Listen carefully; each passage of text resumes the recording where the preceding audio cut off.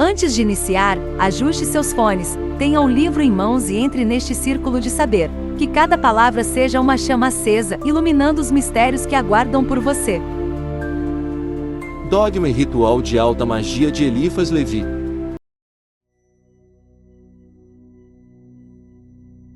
Capítulo 17. A Astrologia. Estela, os inflexos. De todas as artes saídas da magia dos antigos, a astrologia é agora a mais desconhecida. Não cremos mais nas harmonias universais de todos os efeitos com todas as causas. Aliás, a verdadeira astrologia, a que se une ao dogma único e universal da Cabala, foi profanada entre os gregos e romanos da decadência.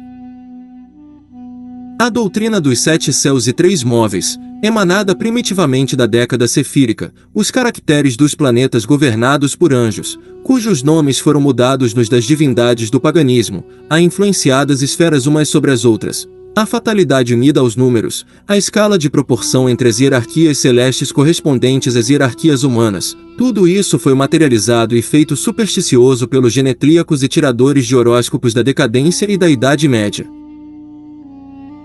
Levar a astrologia à sua pureza primitiva seria, de algum modo, criar uma ciência nova. Procuremos somente indicar os seus primeiros princípios, com as suas consequências mais imediatas e mais próximas. Dissemos que a luz astral recebe e conserva todas as impressões das coisas visíveis. Resulta disso que a disposição do céu se reflete nesta luz, que, sendo o agente principal da vida, opera, por uma série de aparelhos destinados a este fim pela natureza, a concepção, o embrionato e o nascimento das crianças.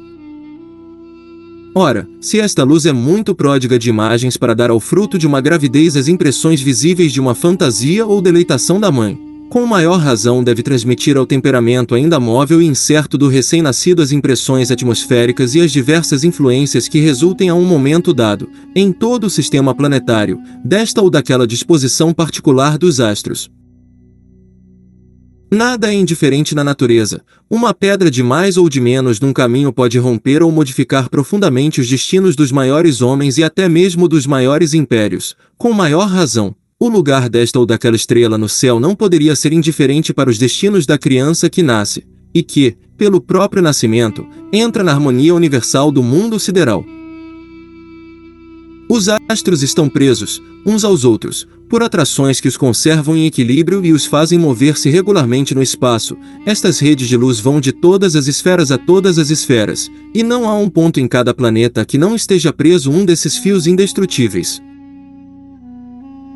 O lugar exato e a hora do nascimento devem, pois, ser calculados pelo verdadeiro adepto da astrologia. Depois, quando tiver feito o cálculo exato destas influências astrais, resta-lhe contar as fortunas de estado, isto é, as facilidades ou obstáculos que a criança deve encontrar, um dia, no seu estado, nos seus pais, no temperamento que recebeu deles, e por conseguinte, nas suas disposições naturais para a realização dos seus destinos.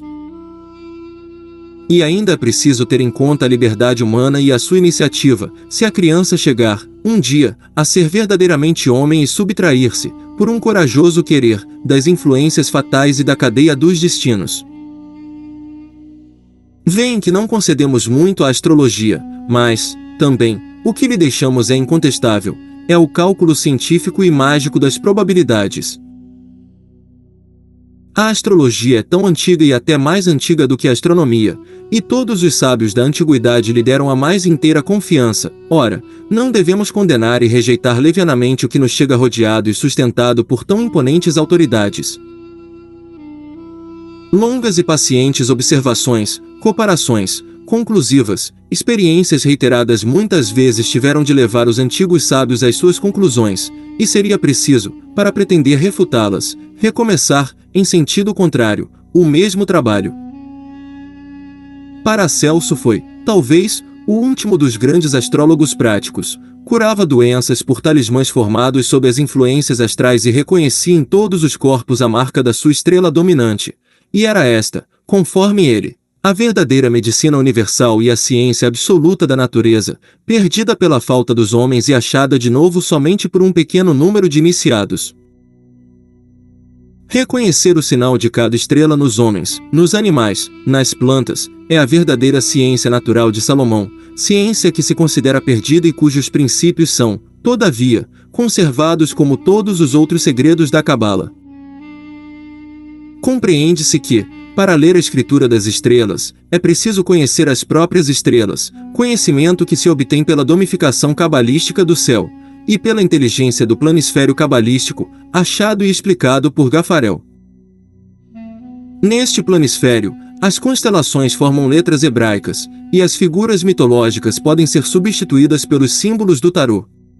É a este planisfério mesmo que Gafarel atribui a origem da escritura dos patriarcas, que teriam achado nas cadeias de atração dos astros os primeiros delineamentos dos caracteres primitivos, o livro do céu, pois teria servido de modelo ao de Enoque, e o alfabeto cabalístico seria o resumo do céu inteiro.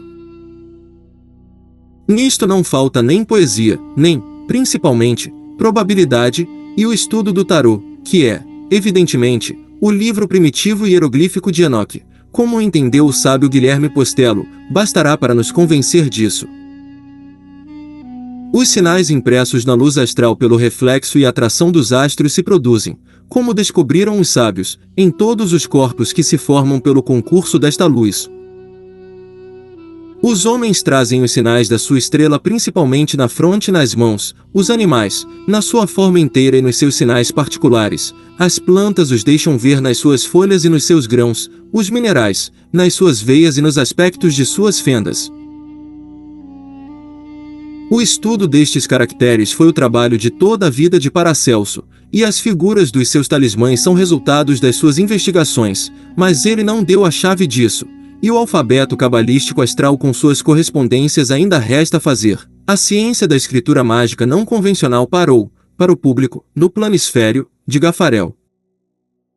A arte séria da adivinhação repousa inteiramente no conhecimento destes sinais.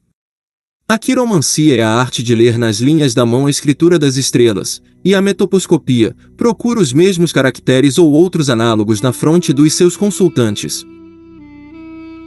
Com efeito, as dobras formadas na face humana pelas contrações nervosas são fatalmente determinadas, e a irradiação do tecido nervoso é absolutamente análoga a estas redes formadas entre os mundos pelas cadeias de atração das estrelas.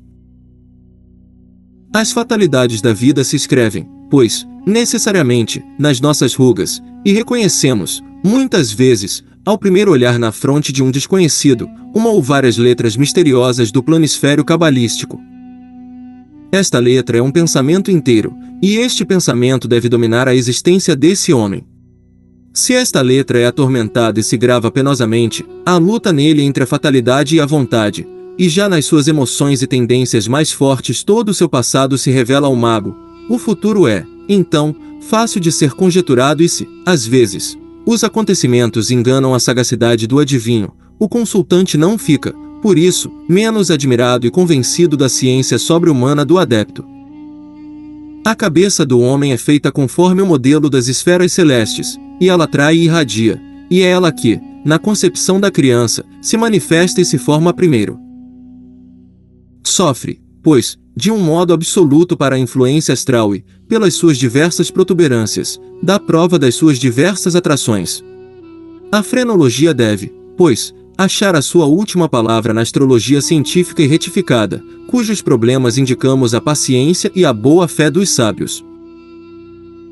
Conforme Ptolomeu, o sol desseca, e a lua umedece, conforme os cabalistas, o sol representa a justiça rigorosa, e a lua é simpática à misericórdia.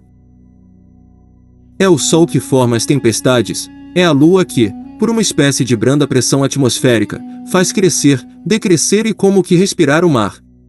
Lemos no Zohar, um dos grandes livros sagrados da Cabala, que a serpente mágica, filha do sol, ia devorar o mundo, quando o mar, filho da lua, pôs o pé sobre a sua cabeça e dominou-a. É por isso que, entre os antigos, Vênus era filha do mar, como Diana era idêntica à lua. É por isso que o nome de Maria significa estrela do mar ou sal do mar. É para consagrar este dogma cabalístico nas crenças do vulgo que disseram, em linguagem profética, é a mulher que deve esmagar a cabeça da serpente. Jerome Cardan, um dos mais ousados investigadores e certamente, o astrólogo mais hábil do seu tempo, Jerome Cardan, que foi, se dermos crédito à lenda da sua morte, o mártir da sua fé em astrologia, deixou um cálculo por meio do qual cada um pode prever a boa ou má fortuna de todos os anos da sua vida. Apoia sua teoria sobre as próprias experiências e assegura que este cálculo nunca o enganou.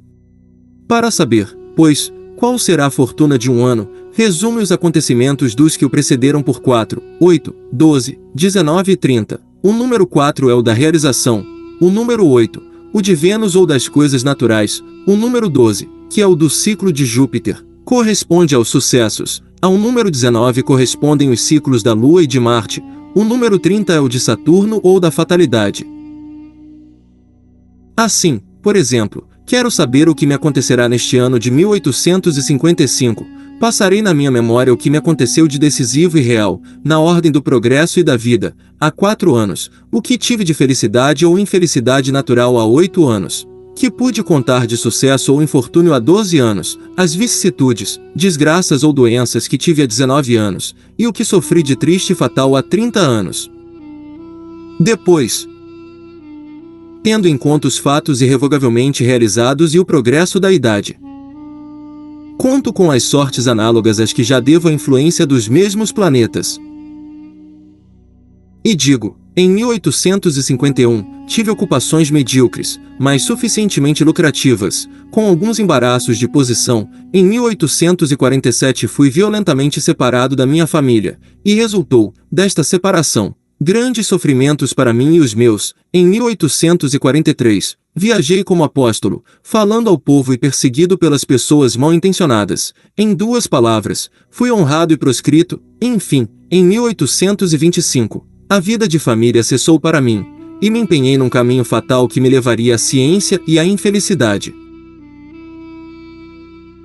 Posso, pois, crer que terei, este ano, trabalho, pobreza, penas, exílio do coração, mudança de lugar, publicidade e contradições, acontecimento decisivo para o resto da minha existência, e acho já, no presente, toda espécie de razões para crer neste futuro.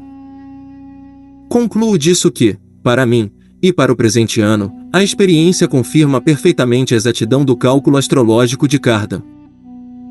Aliás, este cálculo se refere ao dos anos climatéricos, ou antes climatéricos dos antigos astrólogos.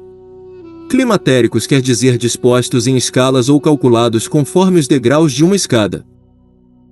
João Tritemo, no seu livro das Causas Segundas, computou muito curiosamente a volta dos anos felizes ou funestos para todos os impérios do mundo. Daremos dele uma análise exata e mais clara do que o próprio livro, no 21º capítulo do nosso ritual, com a continuação do trabalho de Tritemo até nossos dias e a aplicação da sua escala mágica aos acontecimentos contemporâneos, para deduzir deles as probabilidades mais notáveis, relativamente ao futuro próximo da França, da Europa e do mundo inteiro. Conforme todos os grandes mestres da astrologia, os cometas são as estrelas dos heróis excepcionais e só visitam a Terra para lhes anunciar grandes mudanças. Os planetas presidem as coleções de seres e modificam os destinos das gerações de homens. As estrelas, mais afastadas e mais fracas na sua ação, atraem os indivíduos e decidem das suas inclinações. Às vezes, um grupo inteiro de estrelas influi sobre os destinos de um só homem e, muitas vezes, um grande número de almas é atraída por um raio longínquo de um mesmo sol. Quando morremos, a nossa luz interior vai-se embora conforme a atração da sua estrela. E é assim que revivemos em outros universos, onde a alma faz para si uma nova vestimenta, análoga aos progressos ou ao decrescimento da sua beleza, porque as nossas almas, separadas dos nossos corpos, assemelham-se a estrelas errantes. São glóbulos de luz animada que sempre procuram o seu centro para achar o seu equilíbrio e o seu movimento, mas antes de tudo, devem libertar-se das garras da serpente, isto é, da luz astral não purificada que as rodeia e cativa, enquanto a força da sua vontade não as levar para cima. A impressão da estrela viva na luz morta é um horrendo suplício, comparável ao de Mesêncio. A alma aí gela e queima ao mesmo tempo, e só tem como meio, para desembaraçar-se dela, entrar na corrente das formas exteriores e tomar um envoltório de carne, lutando depois com energia contra os instintos para fortalecer a liberdade moral que lhe permitirá, no momento da morte, romper as cadeias da terra e voar triunfalmente ao astro consolador, cuja luz lhe sorriu. Conforme estes dados, entende-se o que é o fogo do inferno, idêntico ao demônio ou à antiga serpente, em que consiste a salvação e reprovação dos homens, todos chamados e todos sucessivamente eleitos, mas em pequeno número, depois de terem se expostos, pela sua falta, a cair no fogo eterno. Tal é a grande e sublime revelação dos magos, revelação mãe de todos os símbolos, de todos os dogmas e de todos os cultos. Já podemos ver quando Dupuy se enganava, quando julgava que todas as religiões riam somente da astronomia. É, pelo contrário, a astronomia que nasceu da astrologia, e a astrologia primitiva é um dos ramos da Santa Cabala, a ciência das ciências e a religião das religiões. Por isso, vemos, na 17ª página do tarô, uma admirável alegoria. Uma mulher nua, que representa, ao mesmo tempo, a verdade, a natureza e a sabedoria, sem véu, inclina 2 urnas para a terra e nela derrama fogo e água. Acima da sua cabeça brilha o setenário estrelado ao redor de um estofo de 8 raios, o de Vênus, símbolo de paz e amor. Ao redor da mulher verdejam as plantas da terra, e numa dessas plantas vem pousar a borboleta de Psique, emblema da alma, substituído, em algumas cópias do livro sagrado, por um pássaro, símbolo egípcio e, provavelmente, dos mais antigos. Esta figura, que no tarô moderno traz o título de estrela brilhante, é análoga a muitos símbolos herméticos, e não deixa de ter analogia com a estrela flamejante dos iniciados da franco-maçonaria, exprimindo a maior parte dos mistérios da doutrina secreta dos Rosacruzes. Aqui você encontra leituras, reflexões e estudos de livros clássicos e modernos sobre magia, espiritualidade e filosofia esotérica. Um espaço para mergulhar nos mistérios ocultos e expandir a consciência. Inscreva-se e caminhe conosco pelos caminhos ocultos do saber.